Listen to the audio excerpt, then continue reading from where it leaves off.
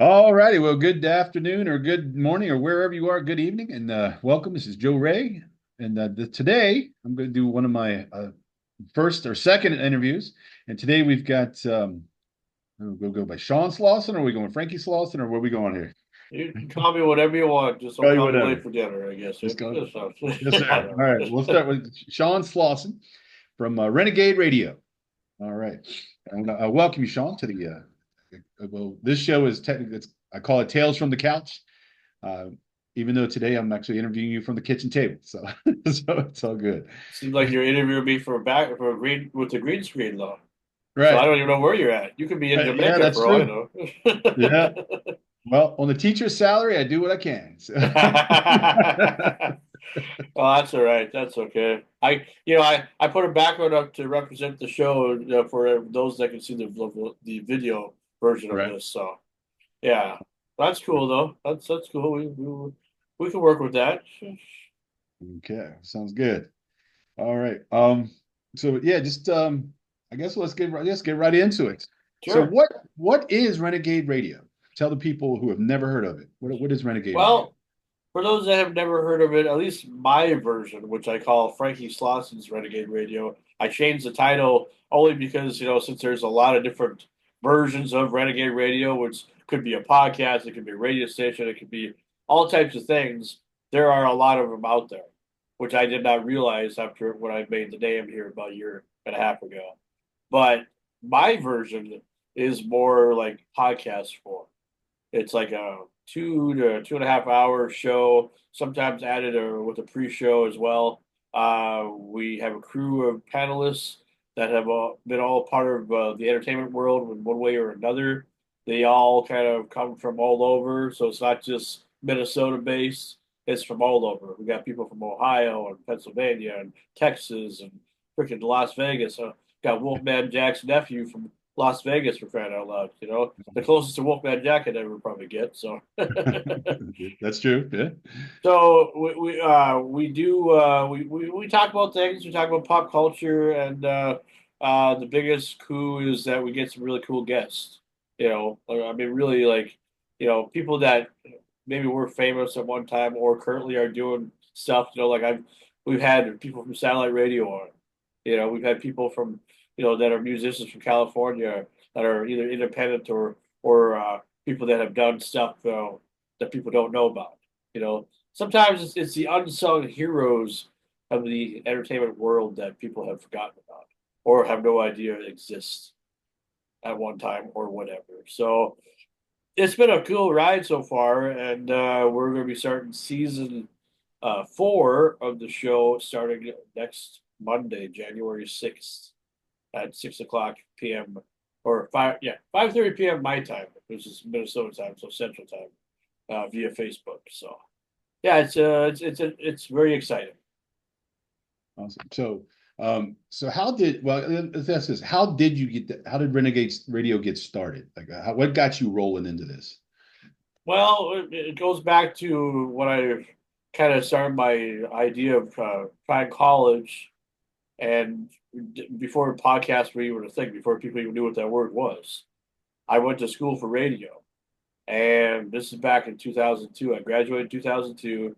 I went to school a couple months later, about August, at a little town called Thief River Falls, Minnesota, which is from where I am right now. Currently, is only like 20-minute drive, so it's not too far because I live right between Thief River and Bemidji. So it's northern Minnesota, a little college that's been around for quite a while. It's been around since probably with the 50s or 60s at least or whatever. Has a good history. A lot of people have graduated from that place. It's a small college, but one of the coups about it was that they had a radio station over there, and I wanted to be a part of that. I didn't realize that I wanted to be part of that until it got closer to my senior year in high school, roughly about. And so I decided to go to school. And but the thing was, it's like I didn't want to see. My thing was like I just wanted to be a DJ. I didn't want to be a salesperson. I had no interest in sell. Like I guess I would learn later that radio is mostly selling yourself, but as far as actually making like money, like selling ads or whatever, I didn't want to do that. That Right. was not what I cared about. I mean, I would learn that later in life, but at that time I was 18. I didn't care about that stuff. I just want to be the next Wolfman Jack. I want to be the next Dick Clark. I want to be the next, some of these Alan Freed. Some of these Right. icons of the radio world that I grew up, idolizing and stuff. You know, but I didn't do so well because they would get offered classes that to me had nothing to do with broadcasting, and all I wanted to do was be a DJ.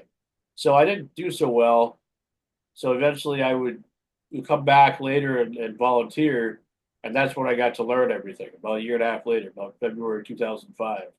So give or take the last 20 years or so, I guess, because it's been a rough road to try to get, a career in radio, because, around my area, it's a lot of hit and miss, a lot of empty promises, and they are afraid of new blood, we'll say sometimes.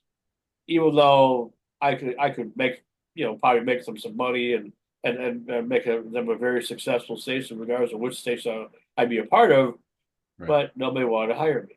The last 20 years, that's all I've heard. I put in applications upon applications upon applications, and nobody. Well, one place hired me, but that was for television. I worked in television for 3 years in South Dakota, but like I wanted to do radio, but I could Right. never get a radio job. So I decided after I was just done with volunteering, at the college, because I did it for a long time off and on. About what was it, last year or 2 years ago, I started using Zoom a lot more. Started doing like video interviews like what we're doing right now.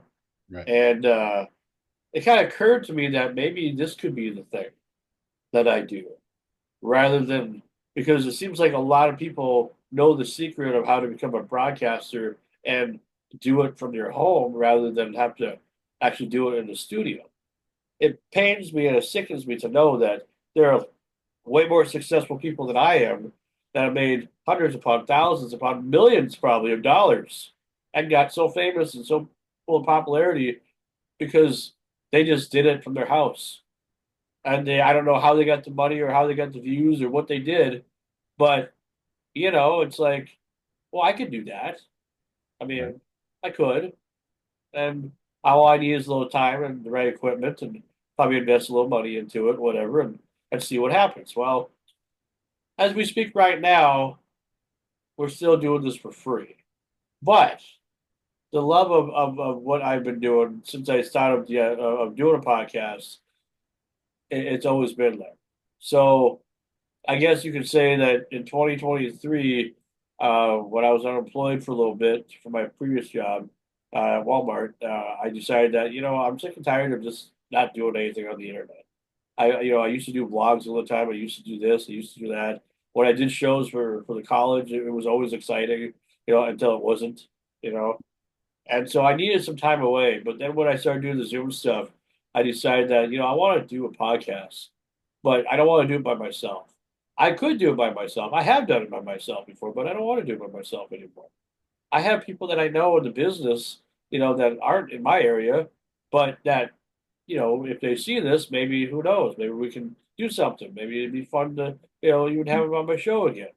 Right. Well, I asked some people around, and the first person I asked was a guy named John Lutz, or we call him Screaming Sam. He was a Sam Kinison tribute artist, and he might not look like him now, but Right. because of being older and stuff. But like back in the day, he like 25 years ago, he definitely looked like him. Like seriously, like he was like top notch. So I have him be like the co-host and the co-founder with me, and about August 20th of 2023, that's when the whole thing started, and we didn't know what was going to happen from there, but it just kind of started. So I know it's probably a longer answer than you probably were No, expecting, that's but no, that's fine because kind of people like the need. origin story. Yeah, that's cool. No, that's fine because people need to know the backstory because we like you and I like you did the Walmart thing. I did the Walmart thing for 6 years while I was teaching the daytime, and but people need to know the backstory because it's like a lot of people think that this is they want that overnight success. I teach students who are like they don't want to put the work in, and it's like, well, you might have to sweep the floor or go to South Dakota or whatever. Yeah, And whatever. Yeah, you just don't know. I mean, life is crazy right. sometimes. And so what's been, I guess along the way, what's been uh, one of the I guess what keeps you going? What's the like the lessons that you've learned along the way that have helped you improve along the way? Probably Or just to never give up, I guess. Because I used to be in a habit because to really tell you my story, I really have to start from like the beginning. right, you know, and to save time or whatever, I'll just tell you that I was born with a cleft palate. I had a learning disability. I was in special ed pretty much all my life of school. I was pretty much told by a lot of people that I was never going to amount to anything because they like to treat people with disabilities like we're like we're the R word, right. and that was pretty much true back in those days because I started to believe that maybe the teachers are right, maybe I won't amount to anything. Not every teacher said that, and not every special ed teacher, but the way I was treated, the way like some teachers would be like, they look at me and they're like, this kid has no chance, no future, no nothing. So I would just quit. I give up all the time. I did it for a long time. When an opportunity would come, I'd be like, too afraid to try it, too afraid to go to the next level. Well, that eventually stopped, and it stopped because I had enough. I Mm. had enough of giving up on myself. Uh, because I'm the type of guy, especially now that I'm 41, and I've had this vision for a long time that you know, I don't care if I'm ever rich, but I like to be a little famous. If that makes sense at all. Because Oh yeah, you can be famous without being really wealthy. People just give you the illusion that you can't be famous unless you have money. Well, what are you doing in your life? Are you just living your life like you're a normal nine to fiver? And if you have to, that's whatever. I mean, I get it. Not everybody wants to be creative, even though, but some people do. And I just don't want to just be known as a regular nine to five guy or somebody who just oh, he worked at a job. Oh, how exciting! That's just wonderful. Was he anything important? I tried to be, but no, he was just a normal person. Well, did he do anything else? Oh yeah, he had a podcast. And plus, in his life, he's interviewed a lot of like close to 650 people, since like 2006, But he's never made no money doing it. He's always done it for free. He's had to pay for some interviews to get some guests on the show. Uh, but he come up with a creative idea, to do like a talk format before it was even cool. Before now, the fact that everybody's doing it. This has been a vision for a long time. But it's like not to try to toot my own horn and try to act like I'm better than anybody just because I've done some things or whatever. But it is kind of humbling to know that it's been a it's been a fun ride, and it's because I finally stopped quitting and I started to believe in myself. And even on times when I thought that nothing was going to work out, because I still have some doubts a little bit, about the future, but right. I'm not afraid of it anymore. I'm not afraid of what is going to happen because I'm a good person, or I try to be. I'm not somebody you have to, watch out for, or have a history of violence or whatever. I'm not like that. I'm a very good person. I don't smoke. I don't drink. I've done some things that I'm not proud of in life, but I think we all have been there. Yeah. I've never killed nobody, so I mean that's a good thing, I guess. Never Plus, never never robbed anybody. Well, I guess in my younger days I was learning about that stealing is not a good thing. right, I learned my right, lessons from there. Just the little things like magazines from the general store or whatever, but right. lesson learned. So I realized that as an adult, you don't want to do those things. You want to kind of make a better path for yourself and stuff. So when I stopped quitting and started believing myself, things were starting to work out, and and that's why the show has become successful. But it's not just because of me. The crew that I have on my show, I owe a lot of gratitude to because they're the ones that have kind of helped keep me going because of what they're all about. Because we Right. got tribute artists, we got radio DJs, we got former independent pro wrestler from Pennsylvania, we got uh, somebody who dated a blues person and the guy passed away here not too long ago, but knows a lot about pop culture and everything. It's just like Right. a mix, and Right. that alone, I think, puts most of these successful podcasts to shame. Just because there's people that are just normal individuals but want to do something cool in their life, and and and they all agreed to come on my show because they. I don't know if it's just because they like me, or if it's just because they like just being on the show. Because I don't pay them. I can't pay them. I don't have any. I don't make enough. I don't make any money to pay them. Right. I have my job, and that's about it. It's just all just come as you are, be as you be, and respect one another, and let's have some fun and let's make some history. So Absolutely. I mean, you like you said, vision. You gotta have and having fun. yes, I think that's where people miss it is that they don't. It's fun. Like they say they want the fame. I've been on. I guess I've been on a few shows. I'm not gonna. It's mostly about you, but um, and my students will say, "Oh, you're famous," and I'll say, "Fame is overrated sometimes because where I live, it's on the road. It's not like those big Hollywood stars that got those gated security. I'm like, somebody might walk up in my yard, yeah, so yeah. I'm good. Well, No, they might yeah, walk into a septic tank with the hole in sure. the ground. Yeah, that's right. That's right. And hopefully they run right into So it. good. Uh, that's it's interesting that you have just a whole slew of people. So like what I guess what's the I guess we'll start from the beginning. How did you come across or what was how did you come across these folks that you have on you get your tribute artists like Screaming Sam. Yep. I saw Mama T, right? Is Uh-huh. that Yep. I heard Tanya, it. right? Tanya. Yep. Yep. I spoke with her on the phone. Interesting, interesting. I will be on. She and I will be communicating in the near future. Sure. Um, um, and two of the other guys that's as you said, you got some new ones that just came on recently, I think. And Yep. what I guess how did you just come across these? How did you come across these guys and women? Well, some of these people I've known for a long time in my life, or that I've worked with before, or interviewed before in the Right, past, and like before the days when I was just doing stuff by myself and whatnot. Um, the thing about it, like a lot of these people never forgot how good of a person I was, or how much fun it was to communicate with me, I guess, and how because I was so interested in their story, and so they want to be interested in mine. right. I think it's all about story nowadays. So people like to use the word story all the time.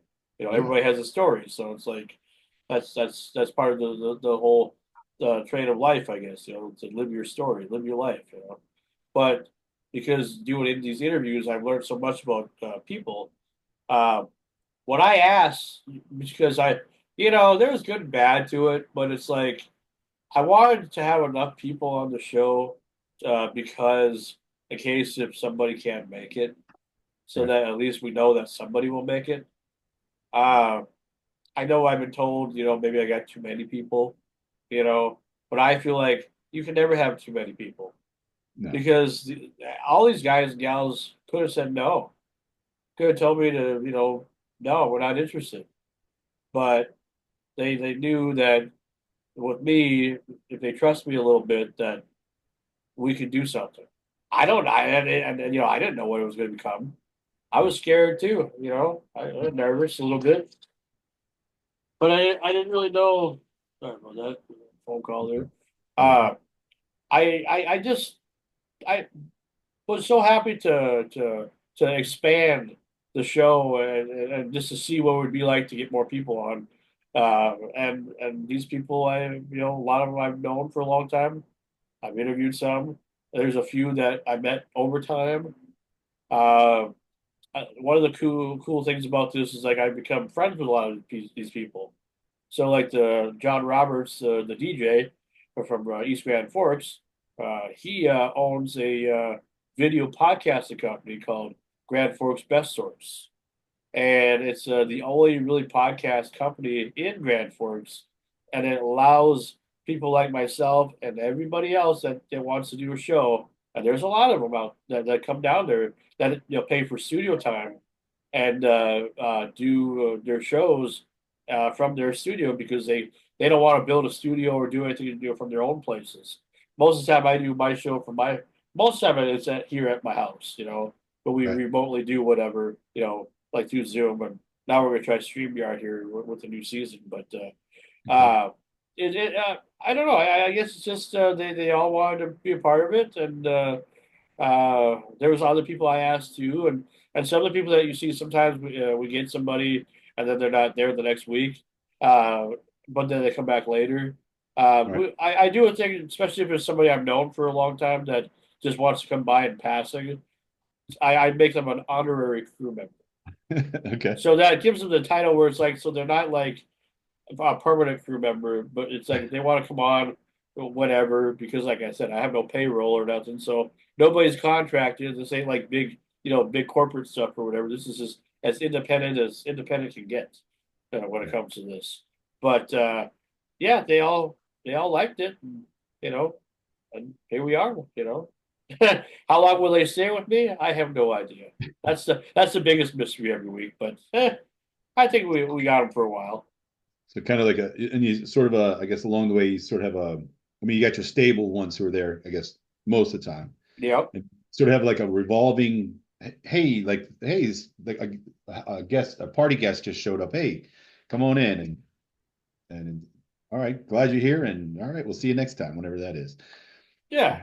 Yeah, I mean, it's actually it's helped a lot, to be honest with you, because it's like having all these people, what you think would be just too much, but no, I love it because they're all funny. We Yes. all have a good sense of humor. We all laugh. The show's, a little bit, adult related sometimes here and there. We say some words that probably shouldn't be saying or whatever, but it's all fun. We're not here to hurt nobody. We're not here to offend anybody. People sometimes get mad about when we talk politics, but hey, if it's a subject that we're going to talk about, we'll talk about it. We're not a political show. We're just an everything show. It's just that near the political time, and I'm sure it'll come up here once January 20th happens.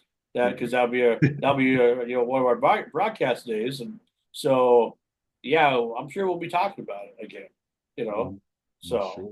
I'm sure you will. Oh, yeah, I'm sure everybody will. yeah, Because it's as if they have prepared us for something to happen. yeah, yeah, yeah, exactly. So Because we're all yeah, going to be because like, yeah, because I look at the calendar, so that's on a Monday, so that's literally probably about what 3 weeks from now, around about three, roughly, as about of three this weeks, as the recording anyway. So right? yeah, that'll definitely be a recording day for us. So yeah, And and then next week is January 6th, and that's yeah, yeah. I didn't even think about that at all. I was just like, oh, it's the first Monday after the holidays, and everything. But whatever. yeah, It is what it is. I mean, it's again. I know a lot of ratification. people will celebrate the anniversary of that or talk about it a lot as they get closer, Yeah, but it'll whatever. be yeah, it'll be a big conversation. But that for teachers, that's our first day back. So whatever. Yeah, yeah, yeah, yeah, yeah. At least here in Florida. So. One day it'll be in the history books, I'm sure, for what you'll teach like 10 years from now or something, Yeah, they're probably. like, "Where were you on January 6th?" I'm like, "I was grading papers." I'm not. Yeah, yeah, yeah. I was lecturing my damn kids, telling them to There be you go, good. lecture. Yeah. So, Yeah. well, that's good. That I mean, have you found that more that I guess are more people enjoying the anything goes conversation versus some talk shows are they're every day it's pound out the same like politics, government policy, or whatever the niche is. And have you found that open or do you getting a lot of audience response or any comments response on having an open show? See, this is the type of stuff that I like to talk about because it's like when I did this stuff, when I would volunteer for at the college, like in the beginning, I would get some feedback sometimes based on the time frame that I was on. But as it got closer to the later days and why I gave up on that, because I was doing shows late at night during the week and nobody would listen. I mean, maybe somebody would listen, but I would get no feedback. And I would put together some really good shows that took time and effort and everything to put together, and nothing was happening. Pretty much since we've been growing, maybe after the first or second episode of season one, Yeah, we've been getting some feedback because we go live, we stream it live, and then sometimes I'll air the episode later on YouTube. Because the Grand Forks Best Stores were able to rebroadcast a lot of our episodes Saturday nights at 7, and that helps us get a bigger audience. Because when we started doing that with them, started like this past season here for season 3, uh, we got some good views starting off anyway. Because we had Rod Woodruff, the CEO and founder of the Buffalo Chip Campground in Sturgis. I've had him on my show before when I was in Rapid City, but we I had him on the second episode of season 3, and he was telling us about what was going to be coming up for the rally because the rally was coming up pretty soon. Right. And so that video, like when we went live that day for our episode, it did okay, view wise and everything. But when it aired on Grand Forks Best Stores, I heard it got over 7,000 views, and because the person who's in charge of that knows how to tell how many views we get because they put our stuff on every platform, video or and audio. So yeah, about 7,000 views, and I thought, holy crap, that's Yeah. that's something. So, but Not nothing. it's just because these people believe in us, and it helps that the owner of of that platform allowed me to be a part of that platform for nothing because he's a part of my platform for nothing. So, so Right. it's like an even trade.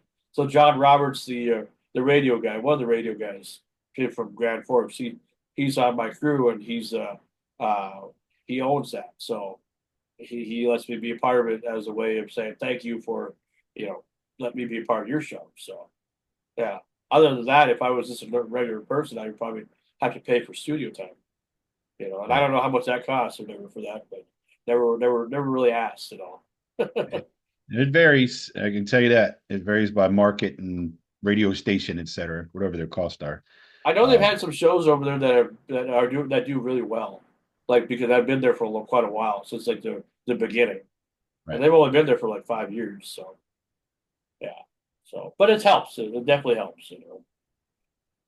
Oh, very cool. The yeah, I guess you've been just I had a whole bunch of thoughts going through my mind. So with you, it's like how do I talk every day? It's like how do I get stuck? I don't know. Yeah, It I happens. totally understand because that happens too a lot of times to me. Right. Yeah, I was looking at some of your I was looking at your Facebook page and some I kept seeing I said, man, you've been through I feel you. Like worked at cleaning, was it Subway, Walmart. I was just looking at right. So it's not like when uh, people because some people think that when people get on the radio or podcast, they think, oh, I'm just going to get there. And some people, yeah, they go straight in, and that's fine. And but a lot of times it's like anything. You got a grit, you got a road, you got a rugged road. Sometimes you get oh detoured, and um, so yeah, it's I'm with you. I understand, and I think that people need to know that. It's like some people have been in the business, like you want to be a Wolfman Jack. Um, and I like, I think I last saw him on. I'm going way back. American Graffiti. I think that's the last time. sure. Maybe in the late '70s, I saw him like once or twice on some special, and Uh-huh. that was it. So it's like, so if we could, then that was a common. I guess that was a unique niche. Who is the? I guess who's the most? I guess famous, if you say radio host or broadcaster out there that you've come across or been able to interview with. Well, let's see. As far as for radio people, uh, well, I don't know how like for famous he is, but I know in southern Minnesota or Sauk Rapids, he has well, he owns his own either he owns his own radio station or he is definitely the program director, so he has a lot of pull over there. His Okay. name is Al Neff, and he's originally from Denver, Colorado. He There's a station called WXYG, the Goat, and Nope. it's not just the a top 40 station. It's actually a deep track station as well. So they go deep in the archives of music and stuff. and I've always loved that type of format. And I've known Al back in my early days at Northland at KSRQ. He would do a show called that he sent on disc at the time. I think now it's probably just goes to the hard drive or whatever, but through email or whatever. But back in the day, they used to send those discs or whatever of shows, and he had his show was called Into the Music. And at least in Minnesota and Colorado and around the surrounding areas, it is very very popular because he still airs episodes to this day. Uh, what I liked about it, it wasn't just a normal show about something. It Right. was like he would pick a topic, like an artist or event or something, and sometimes it'd have more than one part, you know. And he put a lot of effort into the education and knowledge of what he was talking about. What I like about him more or less than anything else is the fact that he has definitely has a radio voice or a announcer type of voice, and I envy that to 100% because that is somebody who I would call like somebody I want to be like, you know. And he's currently still alive. He's still doing it as this to this day. I think he's almost in his 60s now, or maybe even past 60 already. He was born on the day the music died, literally on February 3rd. I Oh, don't know if it was 1959 or not. I think maybe it was 1960 or something, but he was born that day. So it makes him kind of unique. And he was also born like in the Fargo Moorhead area. Well, that's where I was born oh, back in 1983. So I've always felt like a connection with this guy. And so uh, while we don't talk all the time, but we do know each other, he's helped me with some projects before. I've interviewed him a bunch of times. I met him once when I was in South Dakota because he was moving from Denver, Colorado to St. Cloud at that time, Minnesota. And, it's kind of cool that somebody that I've idolized for the last few years, who is alive and everything, uh, likes me. Like I'm on his level. You right. know, I worked so hard to get to a certain level, and I mean, anything he acknowledges that. Like he's like impressed by just everything that I've done, and I'm not nearly as successful as a person as he has been in his life. But yet, for him to be respectful to me and to acknowledge my work, you know, and be proud of that, and make it's really just an honor just to call him a friend. Yeah.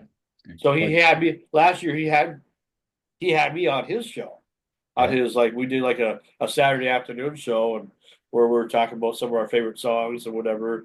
It was kind of a mix between hit songs and deep tracks and whatever. So did like a 2 hour show, and uh, yeah, I was pretty. That was one of the first interview time I was ever interviewed. Probably the first time I've ever been interviewed in a very long time. So yeah, it was Alan F. I'm not. I think he's popular anyway. I mean, I don't know. I mean, he's probably not known worldwide, but he's just locally he's pretty popular. He's got a good show. He's got good work ethic, and he compliments you. That's it. Yeah, If you're aspired, I guess yeah, that's the yeah. I guess if you're in the business, like we aspire to be somebody, so, that's or right. like somebody, right? Yeah, yeah. Because I like what you said earlier about you said you had the vision, you didn't quit, you keep going. And have you seen a lot of people just who probably could have done something but just gave up too early, or you saw somebody that didn't think that was going to make it, now they passed your expectations? Uh, I guess yes and no, because I came from northern Minnesota, and you got to understand one thing about northern Minnesota. It's a whole different area than where you're living at. You Right. know, because when people think like creative, people think big time, they think more about like farming or teaching or church or sports. That's all they think about around here. A lot of people are very small minded. There are a lot of people who I believe could have gone bigger. There are some that I know anyway. There are even some friends that I had that I thought, we're supposed to do this together. Right. And he decided that he was too afraid to take it to the next level. And here I'm the one doing this job on the side. So yes, there are a few. It's just that around here, people more will respect you if you've been like a farmer and stuff, or a teacher, or you've been in sports. If you have that certain last name, then they'll basically kiss your butt, pretty much, in your life, and treat you like your royalty or whatever. For me, the road was hard. It was a tough road. You talk about those jobs and everything that you mentioned Right. about. I've had about 30 jobs in my life, and it's because one, I'm not a fast worker. Like there's a lot of things I can and cannot do. Right. My body kind of hurts a little bit sometimes from doing some things, and it's just the way it goes. But I'm not complaining about it. It's just that there's some jobs that didn't work out because of speed or because of other people. Very Right. few times has it ever been me the real cause of the problem. It's just that, I'm just trying to find something that works. And even when I was in television, I thought that was going to be the end all, be all. Well, it was not. Because 3 years, I was there 3 years. I got to be master controller, Black Hills Fox. It was the Fox affiliate in Rapid City, South Dakota. So beautiful Skyline Drive and Black Hills, the center of Rapid City. You know, Right. when you go up the hill and at night when the lights shine and you feel like you're like in Los Angeles, California or somewhere because you're right in the middle of the whole city. So it's like you're like up top. You're like the castle that's on top. And yet, you work for a TV station that a lot of people will watch. And so they bought their competition, Coda Territory was the ABC affiliate in South Dakota, Rapid City, and that's changed everything. And what I thought it was going to be a good thing ended up being a bad thing, and I no longer work there. And that was the only time I ever got paid to broadcast professionally. But I enjoyed it though, and I made a lot of friends and I made a lot of memories or whatever. But it just, why could I get a job like that so easily, but yet I can't still get a radio job? That's the biggest question. Even there, when there was like what, 12, 13, 14 different stations, you know, I applied for almost every single one of them. Nothing. Absolutely nothing. Almost got the same response from every single place. No, no. But is it, well, I guess with the radio, because here I am in Florida, Yeah, and it's farming's not, it's a different mindset. Like you said, yeah, it's different. Um, Farming's not the issue. It's like you got the beaches 90 minutes in each direction, or Orlando's down the road, where you got different diverse thing. Miami's 4.5, 5 hours south. sure. And so and listening to the radio, and you said something where you applied and kept applying. Are the DJs, I guess if you applied for, are they just hanging on to people, or what are they changing their format, or what do you think the radios, They what do you think? claim they claim nowadays that they're not hiring people anymore. But it's like you still need people to do the job. And a lot Right. of these old guys and gals that have been there forever probably should retire. Probably should stop hanging on to whatever dream they have because they've already lived the dream. Let somebody else have the dream. It's all this corporate takeover BS. iHeartRadio taking over and destroying everything. Automation overrules a live person in a studio anymore. And it's not just the fact that you can send a show and have it be syndicated. That's one thing, but that's not the reason why it's hurting our stations and everything. It's the fact that a lot of people just don't want to let a person like me come in there and think that I know what I'm doing, even though I could probably do a better job than most of those people, because Right. my passion has always been there. But you got these people who, because they're in radio, they feel like they're better than everybody else. Like we're all the little people. Like I'll never be on their level, but I don't have to be on their level. They're not on my level, as far as I'm concerned. It's to a point where I just like it's embarrassing because I guarantee you, and I say this a lot because I do believe that this would be true, that if I would have just graduated or been around maybe 10 years sooner, or maybe if I would have took the broadcasting stuff a little bit more seriously or whatever, Right. life would be a lot different right now.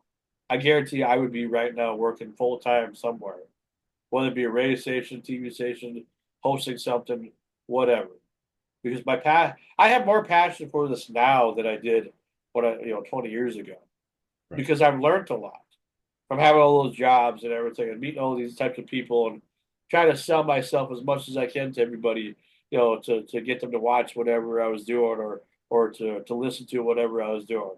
Try to be the best free advertisement, in yourself, to try to sell your show to or your ideas to a lot of people. And some people were impressed. A lot of people were like, dude, calm down.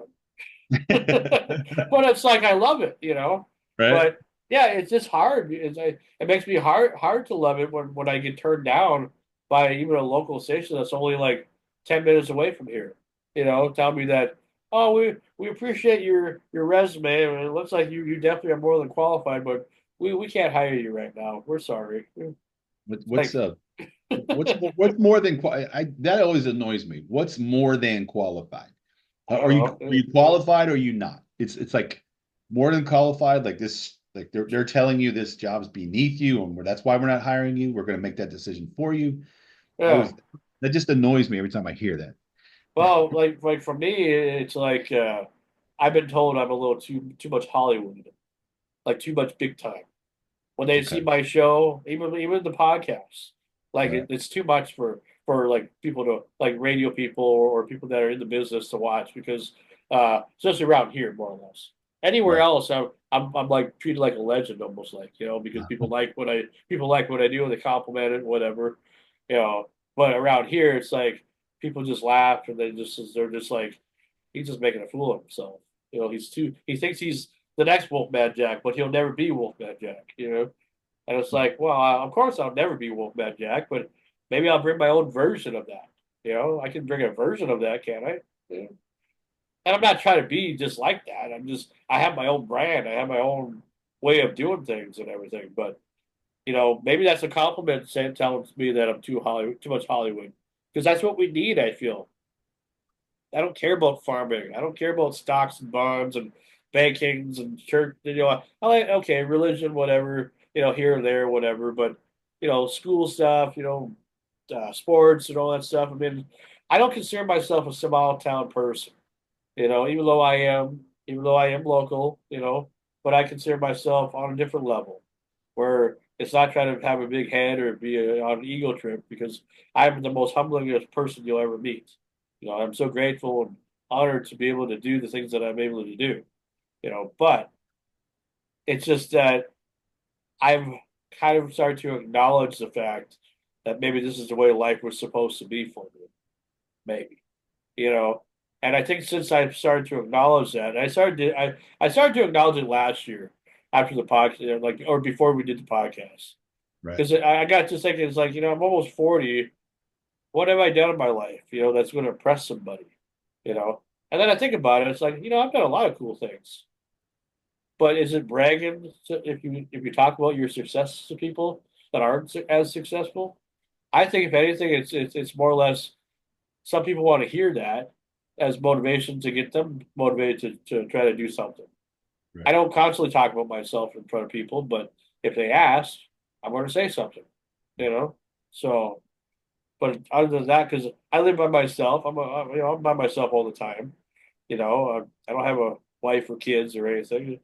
My brother and sister have kids and everything, but and families and whatever. But I don't. You know, I get to do the things that I want to do, probably more because of that, or because I'm by myself. But don't assume that I don't get lonely sometimes. I definitely do. But then what motivates me to keep going is, like I say, the whole, everything that I got going on right now, and whatever else. So I don't try to get. I'm not one of those guys that gets stressful all the time, or have anxiety, or need medicine just to calm down. No, Good. I Good. I am one of those guys that are like that. I know how to calm myself down.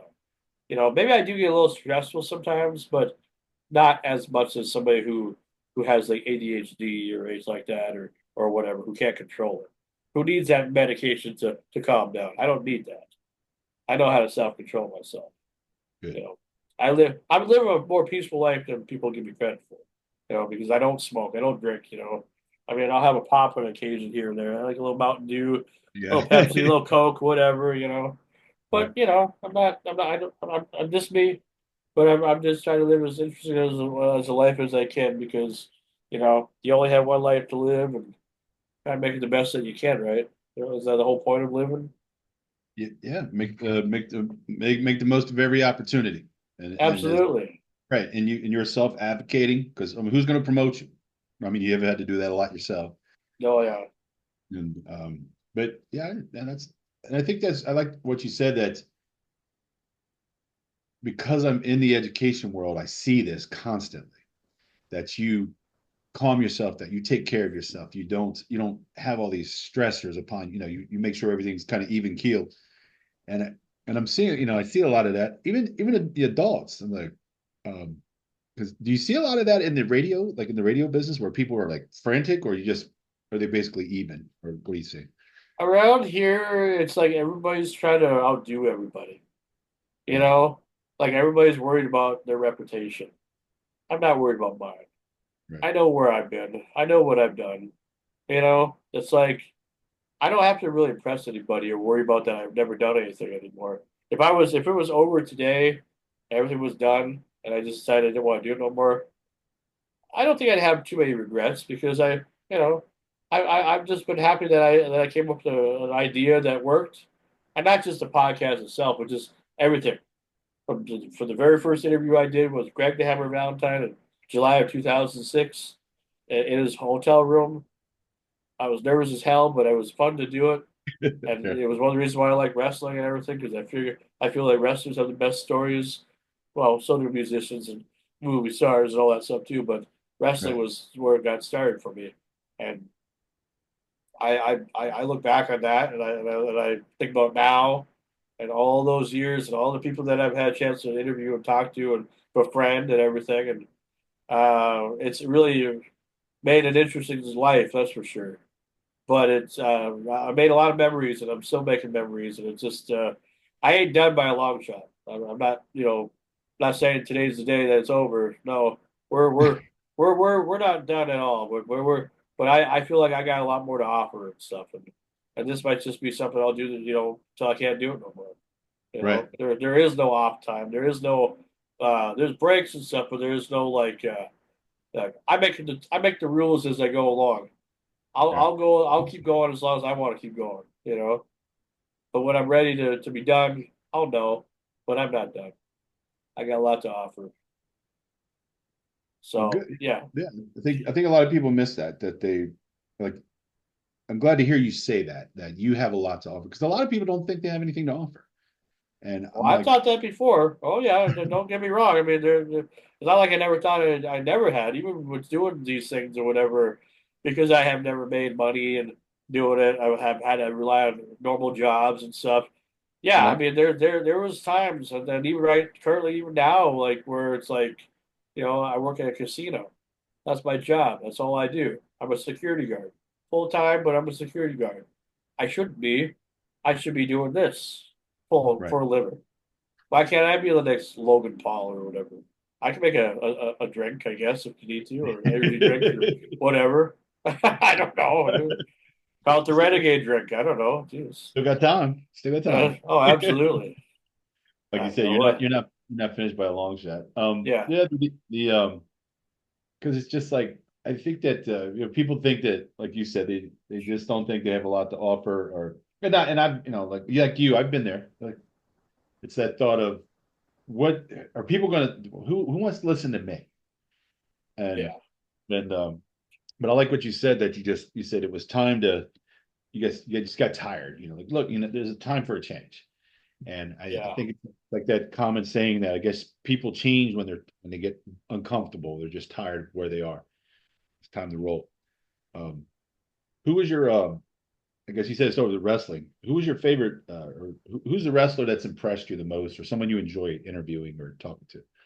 Oh, well, I guess let's see. So I've interviewed a good handful of wrestlers. I could probably say probably close to maybe 25, maybe 30, maybe more Okay. than that. But I know it's been at least well over 25 or 30 at least. I feel like Well, this was an interview that I did back in 2007 with Eric Bischoff. Oh, okay. Uh, Wow. he uh, he used to run WCW, and he was general manager for Raw and everything. He's still relevant to this day. I feel like him and I have a lot in common because I always consider myself like an Eric Bischoff with the vision. When you talk Okay. about the vision, because he had a vision with WCW, to make it good until somebody had to screw it all up and whatever. Yeah. Well, that's how Yeah. I feel. That's how I feel about it. I've been a lifelong wrestling fan for a long time, so wrestling has always been, something I've always enjoyed. And I got to learn a lot about the individuals. Uh, the only reason why this whole thing even got started was, Greg Hammer Valentine came up to the area back in 2006. I was working at the casino where I'm at right now then, but that was my first run. I've only had two runs with the casino. This is my second run, in between all those jobs that I've had.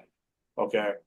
So the first run was from 2006 to 2008. So he came up and him and X-Pac were part of this independent show with Charlie Norris, who was a Red Lake, well-known Indian Native American independent wrestler. He wrestled for WCW back in the early days or whatever. Well, he owned his own little league or his own brand of wrestling, so he would do these house shows. And as far as I know, still to this day, it's still the only house show or last wrestling event they had over there, and that was in 2006. So it was July 2006, and I didn't know this was going to be even a thing, but I met Greg. Well, I knew he once I knew he was there, and I knew it was happening. I kind of followed him around a little bit without him, because I was a security guard still. Right. But I was like 22 at the time, so I was following him around, and then I met him in the bathroom. And in the bathroom, Of course. I asked him, I said, well, if he could do an interview, like I was because he said he knows that I was starting to follow him around. He's like, what's your business? I said, well, you won't believe this, but I'm not just a security guy, but I also do like interviews. Well, I've never done interviews, but I do radio. I'm learning about radio. I volunteer. And so I said, would it be a possibility if we could do an interview tomorrow? Like since you have the whole day before to do your wrestling and everything. And he said, sure. He didn't hesitate. I Nice. was like, okay. Now at that time, I didn't know really how I was going to make it happen. I Right. didn't know if it was going to happen, if I was going to be able to deliver. But and I thought maybe he just lied to me, just so I'd stop following him or whatever. Right. And don't get me wrong, it wasn't trying to be a stalker or anything like that. Right. I was in awe. I was just like, this is somebody I used to watch on TV, and now it's in the same building as me. I was just starstruck. I used to get starstruck all the time, in my early days, and I do still sometimes. But Right. like, it was amazing, and then we did it in his hotel room. Uh, Talked for about an hour. I had a tape recorder at that time, and I borrowed it from the college because I didn't own one at all. But it had a microphone and stuff. It was like the old school stuff, Right. and it was magical, and that pretty much started the whole revolution of doing doing shows, doing interviews. Because I learned from other people that were doing interviews. I was like, "What's your secret? Why? How are you able to do this with these people?" And now people are asking me that. So it's Right. like, that's interesting. So yes, Greg Hammer Valentine was definitely an influence, and Eric Bischoff, because I feel like I'm definitely like he and I are a two of a kind with the vision anyway. So Well, at least Valentine didn't throw the figure four on you. That'd have been crazy in the back. no, but I did see all the stuff that he was going through behind the scenes. This is Right. where it gets kind of weird because you ever watch that the documentary called Beyond the Mat? Have you watched that? Like back in the '90s, there was a documentary. I think it was like hosted by Mick Foley or something. Oh, a little bit. Yeah, I remember because I was constantly working in the 90s. I was always busy. But yeah, I watched a Well, little. it was talking about how a lot of these, well, supposedly washed up guys or whatever who were famous, kind of, still have to rely on wrestling and don't make much money and they're homeless and whatever. I saw what Greg was going through. Like, okay, I was talking to this big superstar, right? Right. former Intercontinental Champion, Hall of Famer, whatever. Well, he had a lot of pills like in his room. And I didn't know what they all were, but I knew most of them were probably for pain and whatever and whatnot. But there was a lot of pills. I was like, man, you take a lot of pills. Like, yeah, well, when you're in my business, you got to sometimes. Right. And I didn't know if they were good pills or bad pills, but it's just like lots of pills anyway I saw. And that kind of told me a story about being on the road and why he wanted to do this in the first place and all Yeah. that. So it made it interesting. That's for because I wasn't not expecting that to see that all laid out right on the table. Yeah, I think I saw who did I see? Jake, I think it was Jake the Snake. Yeah, yeah, Like yeah. as I remember they were showing him and yeah, he's talking about what you see, what after wrestling and so forth. And it's like in that business that's yeah, those guys they go through some real pain. You know, Oh they get yeah. yeah, they get hurt and people don't realize that. It's like yeah, they're landing on canvas, but that's not grass, man. That's No, but it's just and the fact that a lot of these guys, there's some guys that just don't know how to hang it up. Like Ric right. Flair will never know how to hang it up because Ric Flair will end up dying just being drunk somewhere or something or getting in a fight with somebody. I mean, the Right. guy's almost 75 years old for crying out loud. He's still acting like he's like in his 30s or whatever. Yeah, who was it Hulk Hogan's down here. He's in here Oh in Florida.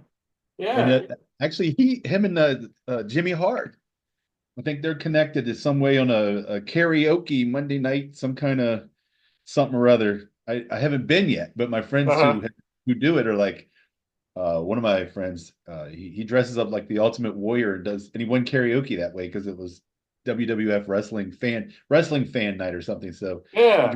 dressed up as the Ultimate Warrior and did a karaoke and won first prize. And I think Hulk Hogan was there that night, and of course Jimmy Hart. And so Tampa, I mean, of course, just Florida and the Tampa area, that whole area has been, who was down there? Savage, Macho Man was there, lived there for a while.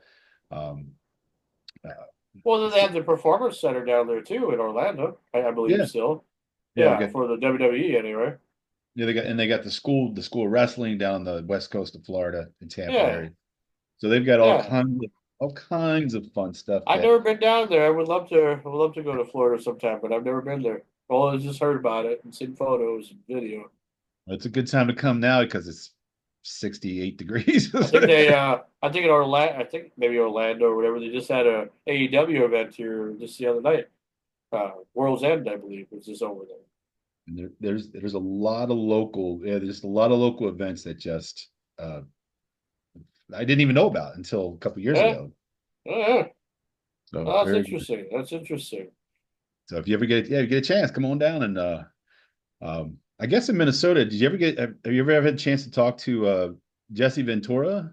Because he's up I there. don't know. No, I mean he's one of those guys that, well, especially nowadays, he's just definitely hard somebody that's a lot harder to reach because he's very well, let's just say on some interviews that I've seen, he's very picky at who interviews him. Okay. So, I mean, I like to think that there's a chance, and I'll say never, but you just don't know, what this guy Nick plan will be because he kind of lives an eventful life too now, and he's Yeah. now new contract with WWE, so he's going to be kind of in charge of announcing for the Saturday night's main events. They brought that back, and I think Oh, they're going to be doing a once a month deal now on NBC before like big pay-per-views and whatever. So because the next one will be January 25th, and I think that's from San Antonio, Texas, I think. okay. Very So, cool. So yeah. there we go. We're up to date so far on that. Awesome. Absolutely. Absolutely. All right. Well, I appreciate you being here, and Hey, no problem. No thank problem. you for the allowing me. You're my second interview. All right. Oh, okay. So you You're haven't in the been doing top. it. You haven't been Not doing long. interviews that much. Okay. Not that Wow. much. I usually interviewed my children like, "Where's your homework? Tell me about tell me about number Wow. four. Tell me the Yeah. process." Yeah, I do Okay. interviews every day. They just don't like it. Okay. All Okay. right. Well, that's good. I'm glad I could be a part of it there. Well, I appreciate you. Appreciate you being a guest on here. And tell the people, how can they find you? What platforms? Where can they find you and your show? Well, if you look up here on the vlog, if you're watching the vlog right now, the video log here, uh, you can see the code that I have. You can scan the code, the barcode, and it works even with video, which is hard to believe, I know, but it does. One will take you to my YouTube site, which is youtube.com at Frankie Slauson Productions, or you can go to my Facebook as Frankie Slauson. You can find me Frankie Slauson on Facebook, or go to the Facebook page FS Radio 2, which is Frankie Slauson's Renegade Radio page, and Awesome. it's it's uh it's there to view. So hopefully people will enjoy what they see. And you said you're going into season 4, so they can pick up, they can go back and look at all the shows and see how you've gotten there and all your beautiful people. Yeah, I'm constantly uploading the season 3 episodes. So we're on number. I just did episode number 11, so we still got like 8 more episodes or so to upload from the season. But I've been kind of slow about it here and there. But I figure once a week or twice a week I'll upload a video, just an episode anyway, so people can watch if they want and get caught up. And yeah, season 4 we got our first guest will be his name is Josh Blevins. He's from Tennessee. He does a Ernest P. Worrell tribute. So Oh, nice. that'll be fun. That will be fun. Very cool. Awesome. Well, appreciate you. Thank you. And Yeah. for all those who are listening, this has been and watching wherever you are. It's been Joe Ray with Tales from the. I say the couch, but today's from the kitchen table. So the kitchen, you love it. That's what's the best place to have a conversation usually, right? The kitchen That's table. right. That's right. We appreciate having Sean Slauson on, and remember, it's go to youtube.com at Frankie Slauson Productions, or facebook.com/FS Radio 2, and you can find him there. And I thank you all for joining us today. We appreciate you, and catch us next time. And this has been Joe Ray, Tales from the Couch. Thank you. All right. Thank All you. right. Let me stop the. How do I stop now? Now here, now I'm gonna have to edit this out. How do I stop my recordings? Where we at? Where we at? Oh, here we go. Stop.